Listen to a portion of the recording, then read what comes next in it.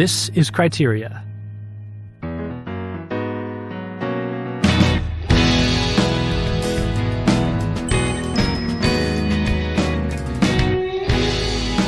Hey there, everybody. Welcome back to Criteria, the Catholic Film Podcast. I'm James Majewski here with my co-host Thomas V. Miras. Hey, Thomas, how's it going? Hey, James. And we're back on the Vatican film list today, talking about the 1939 American classic film, The Wonderful Wizard of Oz, or I guess just Wizard of Oz. It's based off of the novel by L. Frank Baum, The Wonderful Wizard of Oz. Yeah, that's worth mentioning because perhaps a hack that we could have taken with this episode would have been to sort of compare this film against the literary work on which it's based. Both of them are classics in their own right and sort of staples of American popular culture. Although maybe less so now. I don't know what the kids are watching or reading these days, but I think a lot fewer people have actually read the books. I certainly haven't. Yeah, I haven't. We have the book, the first book, The Wonderful Wizard of Oz, sort of waiting in the wings for our son Brendan. I haven't read it myself. Apparently there's like 60 of these novels. I think that he only wrote 14 or 15 of them. I was reading that he initially did not expect there to be any sequels. This was just like one of many sort of like fantasy worlds that he had created, and that after the commercial success of the first book, The Wonderful Wizard of Oz, he just began writing other ones, and I think he even tried to like end it at like 8 books or something, but like fans were like not into that, and so he just kept going until his death, basically. So this film was directed by Victor Fleming, who also did Gone with the Wind, which we discussed early on this podcast. Yeah, production for both films overlapped somewhat. I think that's true. Yeah. And in fact, remember when we were discussing Little Women, directed by George Cukor? This is the 1933 film adaptation, also on the Vatican film list. I mentioned that George Cukor had been sort of, jumping around different productions, at the same studio as a producer and sometimes as helping direct things, but they would just sometimes send him there as like a fixer, for a short amount of time. And so I think I had mentioned that he had been on Gone with the Wind and maybe had been involved in the casting of the character of Scarlet. But he also spent, I think, 3 days on Wizard of Oz. So Wizard of Oz had several different directors before they ended up with the final one of Victor Fleming. And I mean, they're all pretty big names of the era: Richard Thorpe, Norman Taurog, George Cukor, Victor Fleming, and King Vidor also did some sequences because after a certain point, Fleming left the picture for Gone with the Wind. But yeah, Cukor actually, apparently Dorothy was originally in sort of like a blonde wig and what's described as baby doll makeup, and he basically got her out of that and got her acting more like herself. And this was Judy Garland. Yeah, exactly. Judy Garland. That's what I meant. So yeah, that's George Cukor who directed Little Women. That was his contribution to this film. Nice. Yeah. And didn't we say in that episode that he had been known as like a woman's director or something, a director for actresses? Yeah, that's actually true. Yeah, he had a reputation for being really good at directing women. Yeah. So that's interesting because Judy Garland does a great job in this film. Yeah. I think I don't know if she was nominated for anything, but it did win. It was nominated for Best Picture, and it won Best Original Song and Best Original Score. So maybe that's another thing that we can mention off the bat here is that I think this is the first musical that we're doing on the podcast. Is that true? I think that's correct. Yeah. The music was written by Harold Arlen, and the lyrics were written by Yip Harburg. Like you mentioned, it's based on this L. Frank Baum book, but apparently not super faithful to the spirit of the original. There had been a number of Unfortunately, I didn't have time to check out any of the previous Oz adaptations because there had been a couple, including one made by I think also maybe directed by Victor Fleming. I could be wrong about that. Maybe in the silent era. But the sort of special features for The Wizard of Oz on, iTunes actually has some of these other versions. But there have been a number of different things since.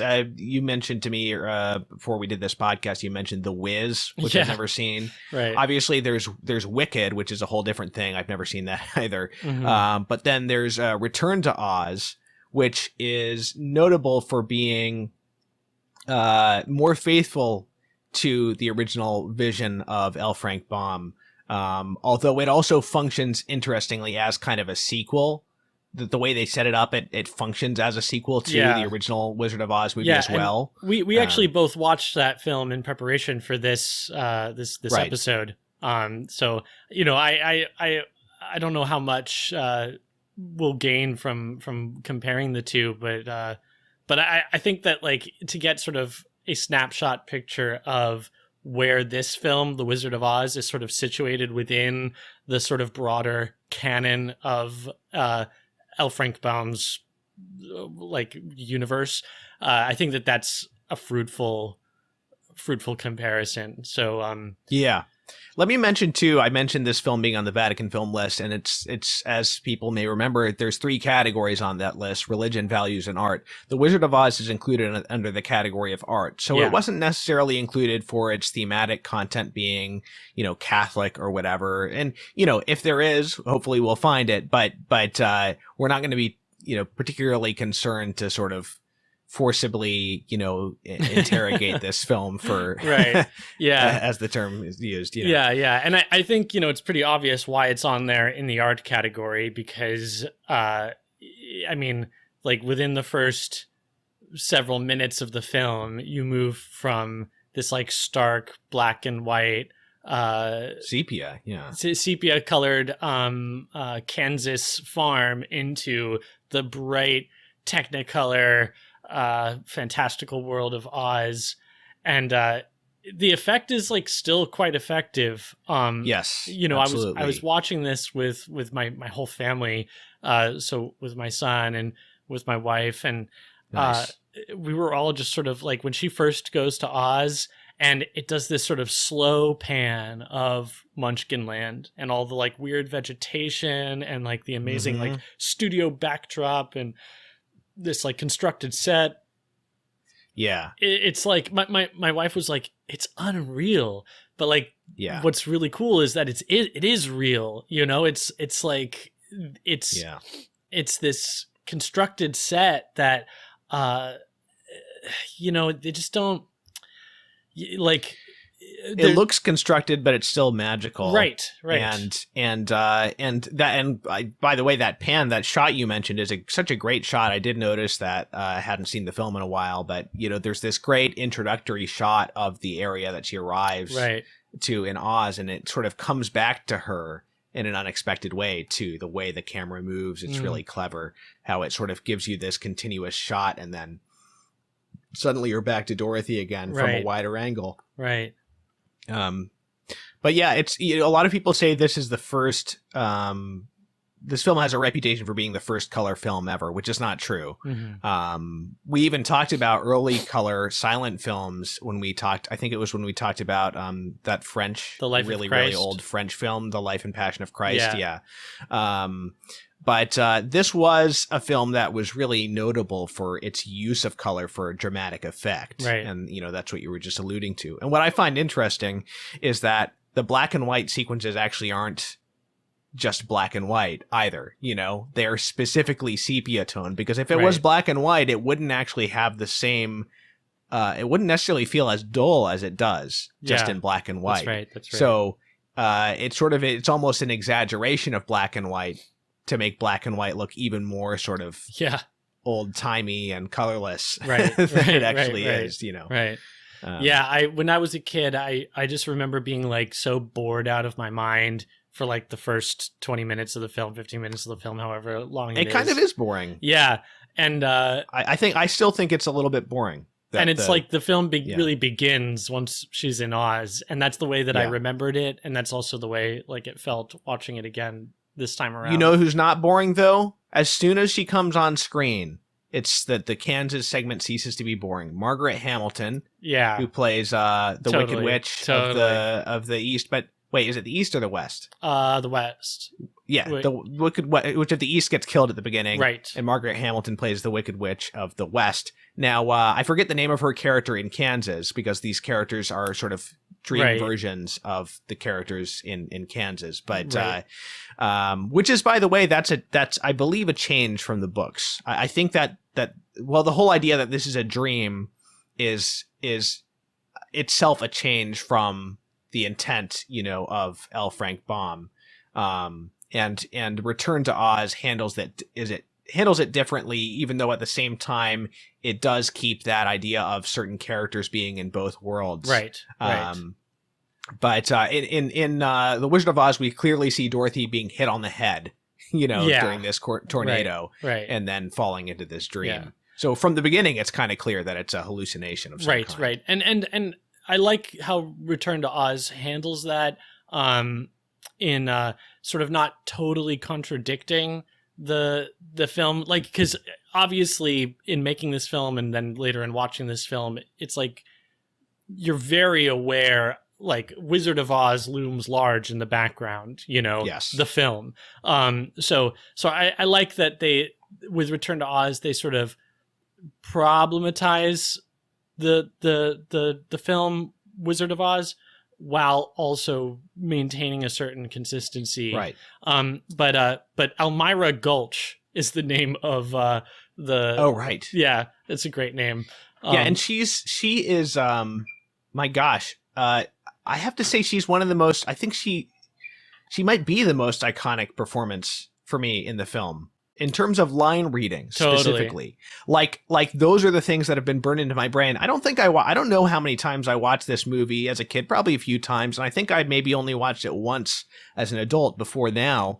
But boy, I'll get you, my pretty, and your little dog too. And all of the ways that she reads her lines throughout the film are just they really stick in your head in a way that, I don't remember many of Dorothy's lines, for instance. I certainly remember some of, the Scarecrow's and the Cowardly Lion's lines, but it's great. She also does this amazing thing where, like, she'll bring her hands up in front of her face so that they're in the frame with her. So, like, yes, like, she might be in profile and sort of like just like grabbing at Dorothy, or like pointing and like kind of gesturing with her hands, like up in the frame at the level of like their faces. And it's totally effective. And that like cackle, I mean, you got to wonder like how many witches cackles there were in the popular consciousness before that cackle, it's just so it's amazing. And she was great, man. And that makeup was brutal on her. Totally. I have to say. I mean, and she also has some of the best special effects. That's another area where this film excels, is in its use of special effects. Her entrances and her exits are just incredible, like right from the beginning, with like the smoke and the fire and like the trap doors. Yes, absolutely. When at the end, when she gets dumped water on her and she melts like before your very eyes, it's like totally incredible.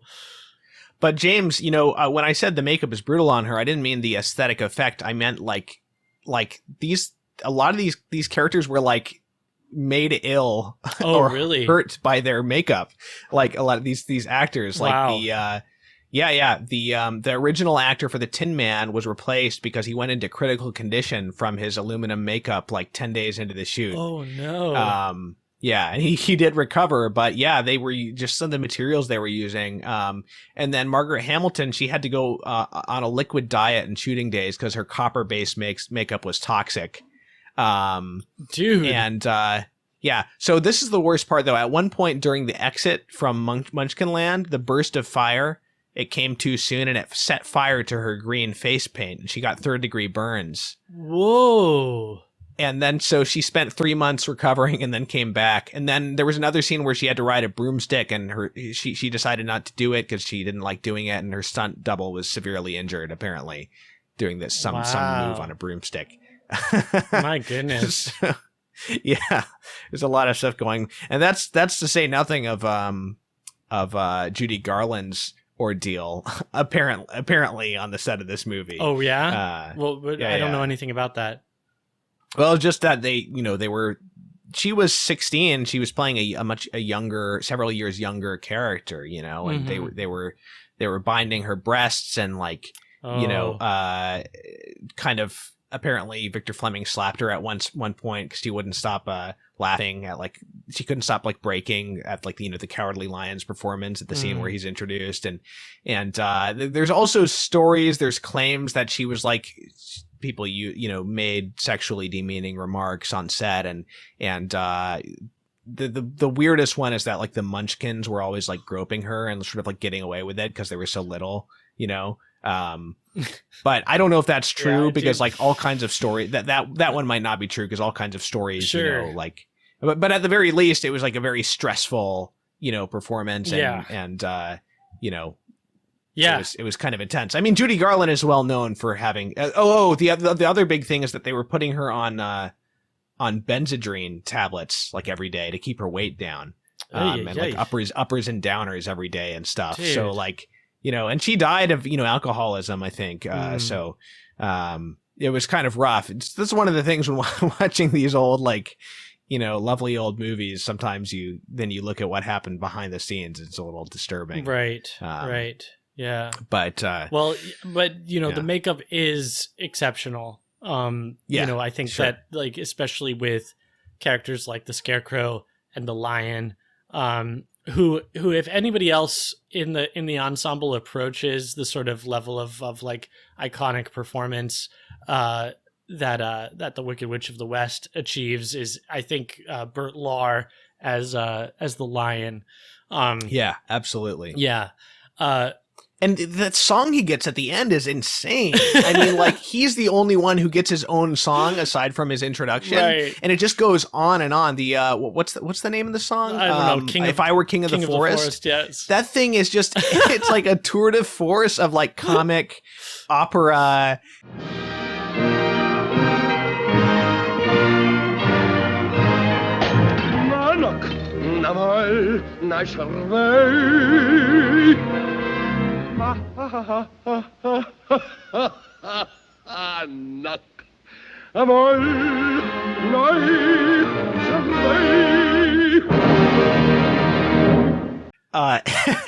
It's just that's this whole section where the movie just goes off the rails, and he just gets to steal the show. They don't make him like that anymore, with the costume pieces that just sort of appear out of the set, the sort of big regal robe that's put over him, and then Tin Man picks up the pot and smashes it, and it's a crown for him, and it's everything is just perfect.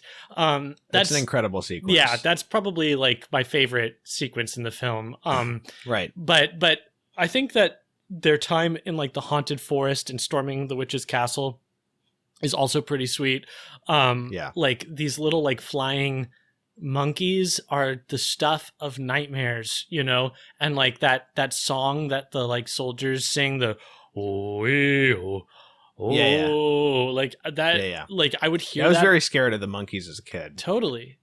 And did Brendan react to those? No, Brendan was most afraid of the lion's entrance. Because admittedly, when the lion first appears, he is kind of frightening. They're all scared of him. And the actor's on all fours and just kind of moving very animalistically. But then when he stands up and starts saying, "Put him up, put him up," yeah. Yeah, it's really funny. I had to explain to Brendan that he's a cowardly lion.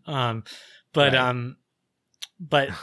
it's in those sort of nightmarish sequences that the film probably approaches more the feeling of the novel. Not having read the novel, I don't know, but based on what I saw of Return to Oz, which is super disturbing. I would like never watch this film with like young children. Right. I just to, you know, the tonal difference between them is interesting. I mean, the guys who play, you know, the Tin Man, the Scarecrow, and the Lion, they're all sort of hamming it up, and they're not feeling the need to take it seriously. You know, yeah, it really does feel like it feels similar to a performance. I mean, these are all just sort of comedians of the day, right? You know, right? And it feels like the sort of performance that you'd get in you know, Caddyshack or something from a comedian of that era. You know what I mean? They're just sort of having fun with it. Yeah. But you do get emotional, you know, power with, especially with Judy Garland's performance is quite affecting, you know? Yeah. Yeah, I don't know. You are moved by this film despite it being so lighthearted. And I couldn't tell. I kept like tearing up every time like one of them was introduced. And I don't know if that was nostalgia or like I was also having like a very intense day. So like I was just sort of like having these like weird emotional responses to the movie that I might not have otherwise had. But I think there is something about it that like, even though I don't remember that this was a movie that I watched a lot as a kid, there is something that's so like memorable about it and so iconic that it like strikes you with a certain nostalgia, you know, when each of these guys is introduced.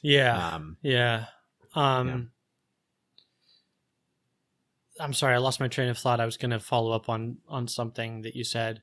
Oh, you know, it is emotionally affecting, but it at times, I don't know, by the end of the film, it feels a little incoherent. I kind of agree. Yeah. Because what's the message here? Right. Because everything's being exposed as like fraudulent. You know, we know it's only a dream. Right. The Wizard of Oz is nothing. Yeah. You know, and what's the message? You know, you don't ask for help gaining virtue because like you just have to do it or something. I don't know. You know what I mean? Yeah. Because another like gloss that could be put on that is like you need like validation. Like you need like the recognition that comes from like a diploma or an award to like really like own your virtue. Or just like I think it's more like, you know, you already had it, so but let me just like help you to I don't know. Yeah, I mean, I guess like I think the positive spin, right, is that like words of encouragement, you know, like the presence of someone who can draw this out of you. But I don't think that's like, I think that's like a positive spin, you know? We do see that they're gaining these virtues as they go on, right? Because like, for example, the one that I noticed that I hadn't noticed, maybe didn't notice before when I was a kid was when they're in the castle and they're trying to escape, and the Scarecrow, who doesn't have a brain, is the one who comes up with a clever idea to drop the chandelier on the soldiers. Except, you know? Dude, like when we're first introduced to the Scarecrow, and he's hanging up there, and he asks Dorothy if she'll help him down, and she says it's stuck, and he says, "Well, I what do I know? Because I don't have any brains. But maybe if you turned the nail upside down, like he comes up with like a clever solution, right, to like get him off of the pole. Yeah. So it's like I noticed that right away because it told me like, okay, this guy is clearly more clever than he thinks, and he immediately before offering his idea, he immediately negated, like he invalidated himself by saying, well, what do I know? And I think that is like a real moral struggle, is that like a lot of people internalize these lies about themselves that were either like told them by, you know, their parents, or, you know, by like the culture, or just like, you know, the devil, like just you know, whether it's like, oh, well, I'm lazy, or like, oh, it's just in my nature to be this way, or like the kinds of self-denigrating excuses or remarks that we come up with to sort of like stay in a place of mediocrity. That is like a real spiritual drama to like uncover and overcome those. But I don't know that that's what we're shown in this film, you know? Because by the end, you still get the sense that like that well, that they haven't quite understood this about themselves. You know, it's still like sort of hinging on these awards that they're given by Oz, these like this recognition, and you know, like the Tin Man even, it says like, yeah, I still don't have a heart. It would still be nice to have one, you know? So it's like, it's just kind of like incoherent. Like I don't, and then the big thing that was my hang up was that, right, we begin this film with Toto in trouble with the law. You know, he's going to be like impounded and like, and killed or something. And then Dorothy runs away. And I guess like the moral of the story, like the lesson that she learns is that she's never going to run away from home again. But like Toto, like what's going to happen to him? Like he's still in trouble, right? Like Elmira Gulch is still like out for him. So yeah, I don't know.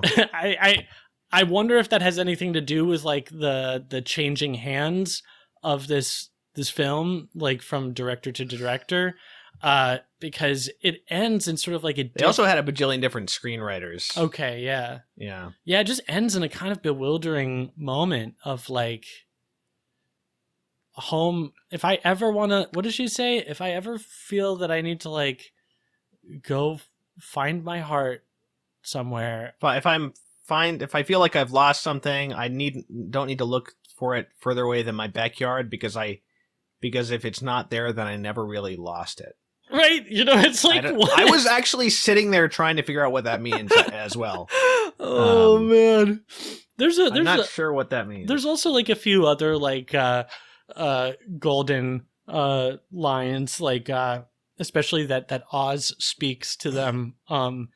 His like his aphorisms, his words of wisdom. Like what does he say to the Tin Man? He says, "And remember, love is measured not by how much you love, but by how much others love you." Yeah. Maybe God's love, but like, yeah. I don't know. God isn't in this film. The closest thing to God is the Wizard of Oz, and he's shown to be a phony. Yeah, well, that's the other thing too, is that you really don't, the film doesn't give you anything that's real in the end, you know? So like everything is stripped down, the curtain is pulled away, and it's almost like Descartes, like thinking that like he's like sort of closed the loop, but he hasn't. And like a few years later, like Kant is going to come along, and then like it's really going to go off the rails. Like you almost feel like, Wizard of Oz has like this film has like set something up for like some serious childhood disillusionment down the road, you know? Yeah. I mean, I don't know. I think these dream things, these dream endings never really are almost never satisfying. Yeah. You know? Yeah. But you know, it's like, the film is dealing with like a real anxiety, which is like, I think the sort of like having to go off on your own without, you know, your adult safety network. Yeah. You know? But what I'm more interested in, even more so than that, is like the sort of the seductive power of technology. Because the Wizard of Oz is a phony. He's a snake oil salesman, and we're introduced to one of these guys early on in the sepia toned segment. He's like this, you know, traveling, like psychic kind of. But he's nice. Now, is that the same guy? Is he supposed to be the same guy? It's the same guy, but he's a nice guy. He's nice. He's totally nice. Yeah. And it's like I read that like Frank Baum was like interested in sort of taking these elements of children's fantasy literature and merging them with like things that would have been like very recognizable to American children. So like cornfields and scarecrows. And I think that this figure is one of those, because that kind of character is like very much like an archetype in like the Western Wild West canon, you know what I mean? Kind of like the smooth talking con man. And yeah, he's nice when she meets him, but it's obvious who he is. You know, it's obvious that he's one of these kinds of guys. But in Oz, it's not obvious, right? He's hiding behind a curtain, and he's hiding behind like all these like effects and fire and smoke and microphones, you know? And so it's sort of like the bewildering power of technology to obfuscate, to control, to manipulate. And he comes down in a balloon, and they all make him, you know, the king, basically. Yes, and so I think that's like, if you look at like, when is this novel is written in 1900, the film comes out in 1939. You know, I think that's like a real anxiety that is being worked through. Like, what are we gonna do about the power of this technology to like create unreality, you know? And I think that like, if you look at the wizard as sort of like a type of any sort of like totalitarian state that uses propaganda and uses technology to like control people, then like, you can like clearly see that angst being worked out. But like, I don't know that it deals like satisfactorily with that, you know? Right. And it's a theme that's returned to in Return to Oz, where like so this is like a much darker film. She's like kind of haunted by, Dorothy is like haunted by these dreams of Oz. This is 6 months after the tornado. The family is like in financial hardship. Uncle Henry has like broken his leg and hasn't been able to work. Aunt Em is like barely holding it together. And Dorothy like hasn't been sleeping. And so she's being taken in for shock treatment. You know, which is like another kind of like icon of this sort of like technological revolution, this like being enamored with our own you know, like science. We get a monologue from the doctor or whatever he is, you know, about how it's the turn of the century and, you know, this is going to solve our problems. Right, you know, and it's all reducible to just like the brain is just excess. Problems with the brain are just excess electrical currents, you know? Right. And like, I think... Go ahead. Yeah, because, you know, I think this is of the nature of, like, going back to the first movie, The Wizard of Oz, like, this is of the nature of a dream, is that, like, it deals with these anxieties, but, like, it doesn't really, like, necessarily resolve them. Like, it, like, lets off steam, but, like, dreams don't necessarily, like, contain the lessons that we need. You know, to resolve these problems. And so I think that like that's perhaps to some extent, not to be too hard on it, but that's maybe to some extent how the Wizard of Oz functions, is like, it is a dream story and she's having this dream and there are sort of like seemingly lessons to be learned, but what its emotional impact is less that and more just that it's dealing with these issues at all. Right. These sort of like archetypal things. That's a good point. So I think that, you know, it's just something that sort of happens, and it's sort of like, it is an expression of these anxieties, these childhood fears, and desires, more than it is a you know, a guide. Right. You know? Yeah, totally.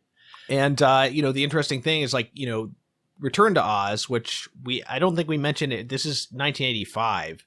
So it's a whole different era, you know, in filmmaking, obviously, it's not a dream, you know? Right. And so, I would say it seemed to me that Return to the Oz tries less to have a thematic structure to it, right? You know, than The Wizard of Oz does, but maybe it can afford to, because it's being presented as this is a real adventure that this little girl is going on.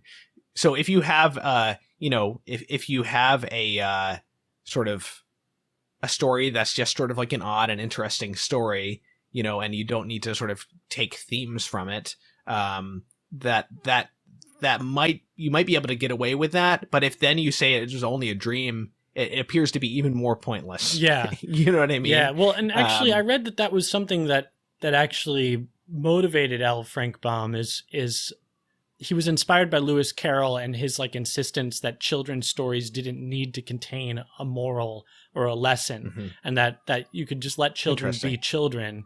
So he was like very inspired by Alice in Wonderland, and sort of specifically did not want to sort of craft like this like didactic moral story.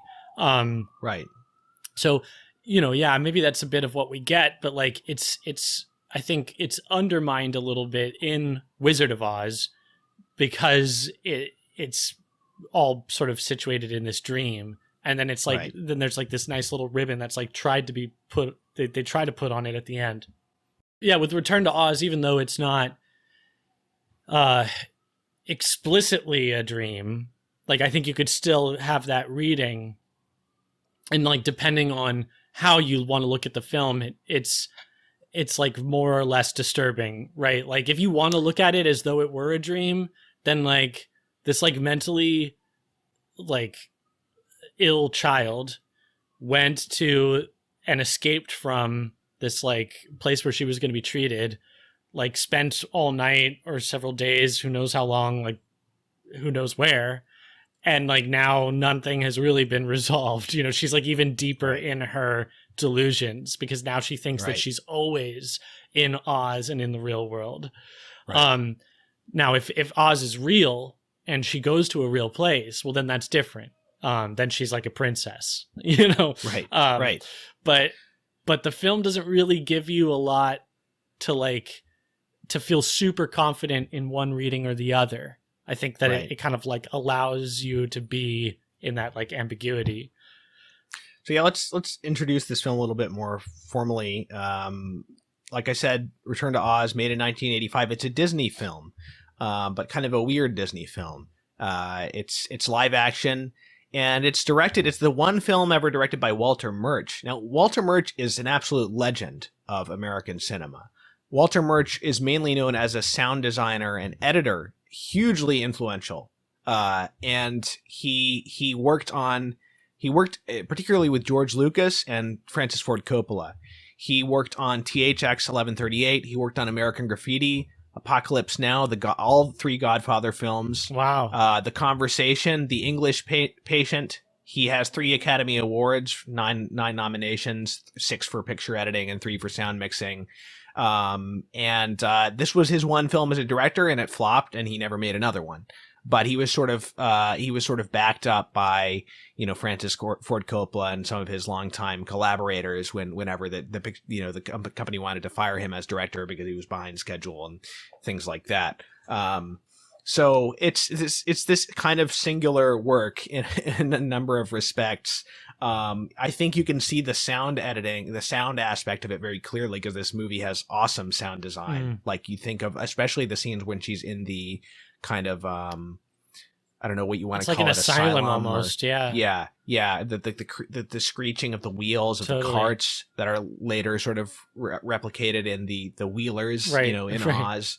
And there's just a lot of great sound design, even down to like the echoes of like, Toto barking, or like TikTok, like there. Walking along, Yeah. I think that like what we're given in this is a much more like fully realized world in all of these different elements, the sound, the costuming, the sets, which is saying a lot because Wizard of Oz is doing a lot on that front. But here it just feels a lot more coherent. It feels a lot more cohesive, of like a whole piece.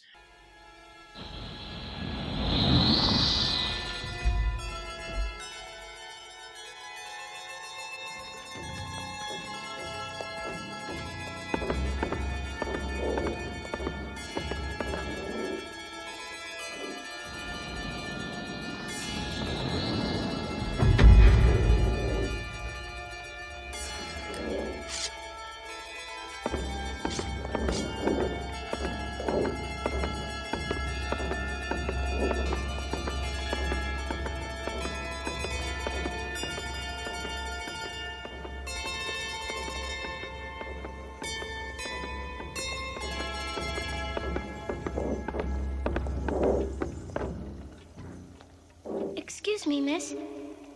But are you Princess Mombi? Oh, help me to rise.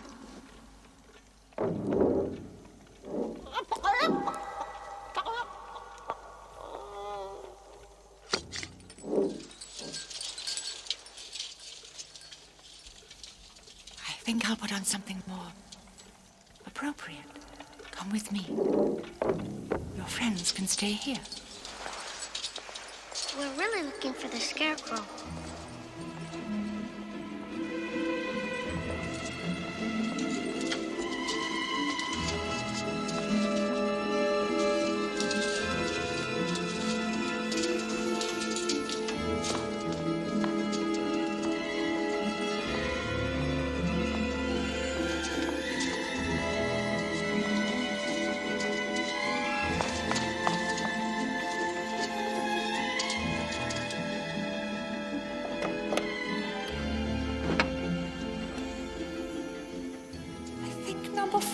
Do for this afternoon.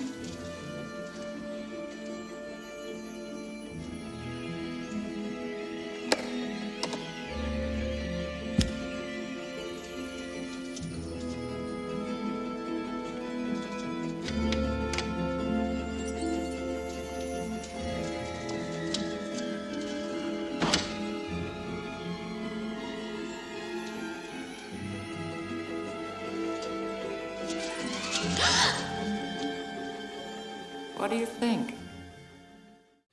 And on that note, I think that the Kansas sequences are far superior in Definitely. Return to Oz. Absolutely. And from the very beginning, and it's not just the design, the visual design or anything. It is really like the way that the way that it's shot. Yeah. There's something about it that's very like this is really good cinematography. This is the editing, the sound, and also the music is awesome. This movie also has a great score, which is nice. Even though it's not a musical, it has a really nice score by David Shire. That I was going to say nice, that I think it makes a difference that it's shot on location and not in a studio. Oh, sure. The studio sets in Wizard of Oz are awesome, even in Kansas. But you really get a sense for like the American West, Yes. And the final shot of the film is like it suddenly becomes this Western when it's panning out from her in her front yard, and there's this epic music, and it really feels like the final shot of a Western, actually. Yeah.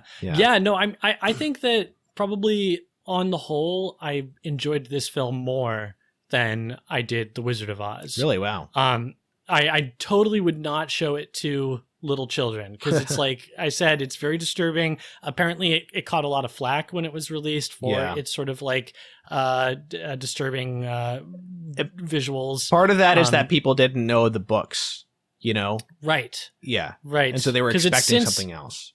It has since been like praised. It's got like a bit of a cult following for being more faithful to the books.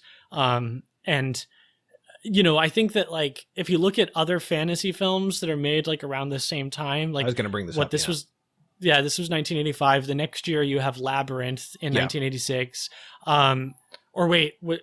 Dark fantasy, sort of dark fantasy films that are sort of partially supposed to appeal to children. And they one comment I read on this that I thought was apt was this genre is that these things that they are dark and creepy and kind of like intimidating for kids, but they also have this sort of whimsical aspect that might entice a kid to face his fears in order to watch the film. And I think that's true of this film, Totally. Yeah. I mean, I think that I will eventually watch this film with my children. Right. But definitely not anytime in the next few years. Yeah, there's some stuff that's like really nightmarish. I think like when the Wheelers are first introduced, like forget about it, man. Yeah, that's creepy. The Hall of Heads is also pretty creepy. Yeah, and the puppetry in this is awesome. Like that's something that you didn't really have in The Wizard of Oz was the use of puppets. You did have other awesome things like just like random like toucans and like peacocks. I guess apparently they got like the LA Zoo to let them just have like a bunch of exotic birds just like in the background. But here you have really awesome like animatronic puppets, sort of like hybrid puppets that are like people like wearing them, but also being manipulated. Like the whole thing for Jack Pumpkinhead is just awesome because I think it looks like somebody's inside of that suit, but that he's also got these like appendages that are like puppet that are being controlled as a puppeteer, and I love puppets. I think that like puppets are just like an underutilized form these days. And I thought that the film was like, I don't know. I bought Dorothy more than I did in Wizard of Oz. Yeah. As in, no, this is like an 11-year-old. This is an 11-year-old actress, Fairuza Balk, playing Dorothy. Yeah, and her spunk is like really clear, you know, like her like sort of like ability to kind of challenge and contradict these like powerful fantasy warlords is like a little more realized in Return to Oz than it is, I think, in Wizard of Oz, where it's almost like by accident that Dorothy like keeps defeating the bad guys, you know. I mean, she literally like does like accidentally kill the Wicked Witch of the East, and then she like accidentally kills the Wicked Witch of the West by like trying to put out the fire on Scarecrow. But I think that in Return to Oz, like we see her just Dorothy being like having like a lot more ingenuity, a lot more like sort of like self-assuredness, but also like a little more troubled, you know, like she doesn't like smile a lot at the beginning of the film. There's like a real sense of like melancholy that hangs over the film from the beginning and throughout. She looks like a little goth girl, you know. Totally. And so you can see why it would garner a bit of a cult following. You know, I thought like I could see me like watching this in art school or something like. Right. Yeah. And with your, who's the Nightmare Before Christmas guy, you know, that kind of stuff. Right. Tim Burton. Yeah. So, like you were saying, though, the film it's very fully realized. Like Oz actually feels like a real place in this movie. Yeah. The set designs are fantastic. You know, really like the palace, you know, the Oz, the palace with all the mirrors and beautifully designed. Just like very visually striking, you know, so many sequences that are just so visually memorable. Like the Hall of Heads that Mombi has, or like, you know, when the Gnome King is sort of progressively becoming more and more human. Right. You know, the different effects. We're also introduced to a lot more of the lore of the world. Right. You know, so places have like we're told about the Deadly Desert and, it just definitely does more to like draw you into the fantasy aspect of it. Yeah. Now I did like that. I liked the film a lot, but I did find it, growing less compelling towards the end. I don't know about you. Sure. Sometimes these things kind of fall apart a little bit towards the end in like the third act. Like it just kind of once you start realizing like there might not be like sort of a thematic continuity for this film. There's just sort of like it's just sort of a bunch of crazy stuff happening, you know. I think that the point for me where I like began to realize that was the arrival of the Gump. So when they like string together this like monstrosity and like sprinkle the powder of life on it and it like flies them away, I was like, okay, I don't know so much about this. I was with it with like TikTok and Jack Pumpkinhead, like these are cool companions, and now this Gump is like very weird. The film is based on, it is an adaptation of two different Oz books, so you know that might have something to do with it as well. It's a combination of two different stories. We haven't mentioned the chicken. The chicken is awesome. Oh, dude. Way better a sidekick than Toto. So Toto is left behind in this movie, and she instead brings her family's chicken, Belina, on the journey, and Bellina is able to talk in Oz. And and she's always making these like snide remarks, just like sort of muttering them under her breath. Yeah. Like these wisecracking chicken. Yeah. But we it's never like learned actually, why the chicken was forbidden, because the Gnome King is said to have forbidden chickens in Oz. We never figured out why that is. Well, it's just that chickens are poison to gnomes. Oh, that's right. No, we did figure it out. You're right. Yeah, I mean, but we don't know why that is. But it's awesome because, like, when we're first introduced to that, like, bit of that little tidbit of information, it's like one of these like gnome grunts. What's the word I want to use? Minions. Yeah, it was one of these gnome minions that's like, but my Majesty, she has a chicken. Hello, chicken. It's like, and then it just cuts away with no explanation.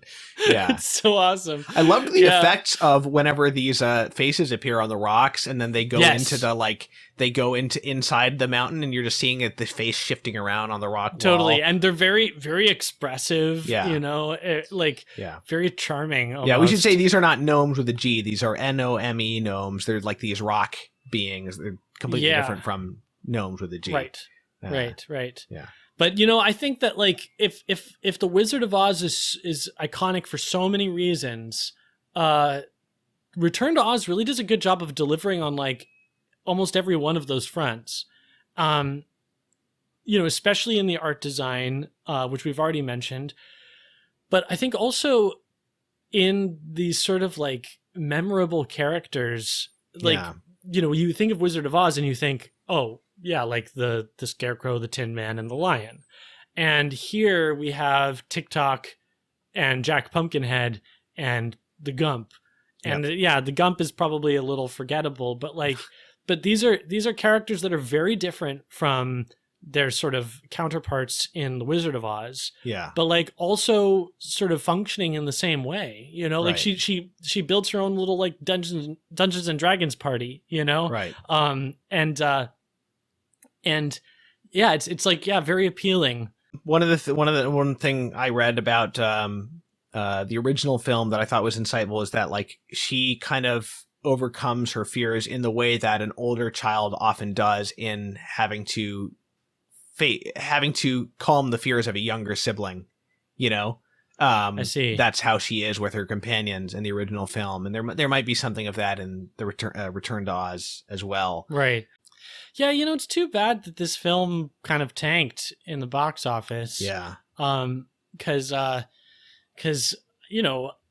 would have returned to this world. Yeah, people just didn't get it. Like Roger Ebert originally, said he said TikTok was a ripoff of C-3PO, which is like, sure. I didn't think of C-3PO, but apparently if you go back and look at the original illustrations of these books, that's exactly what TikTok looks like, well before C-3PO existed. So it's just interesting. That's just what it is, Yeah.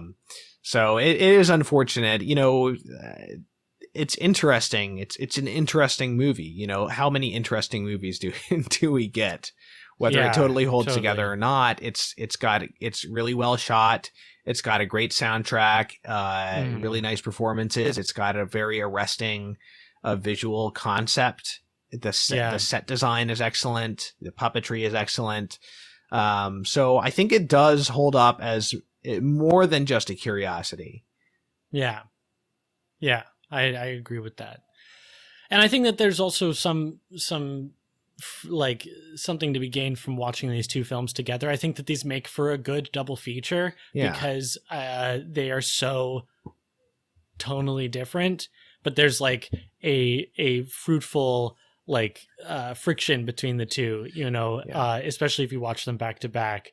I watched Wizard of Oz one day and then the next day I watched Return to Oz, but I think that like if you made like an evening of it, it could be really fun.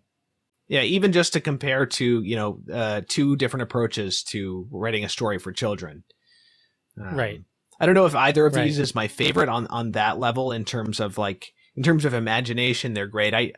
I agree that they don't have to have morals or lessons, but I do feel like a little bit of like thematic, coherence might be nice in either of these films, Right. But yeah.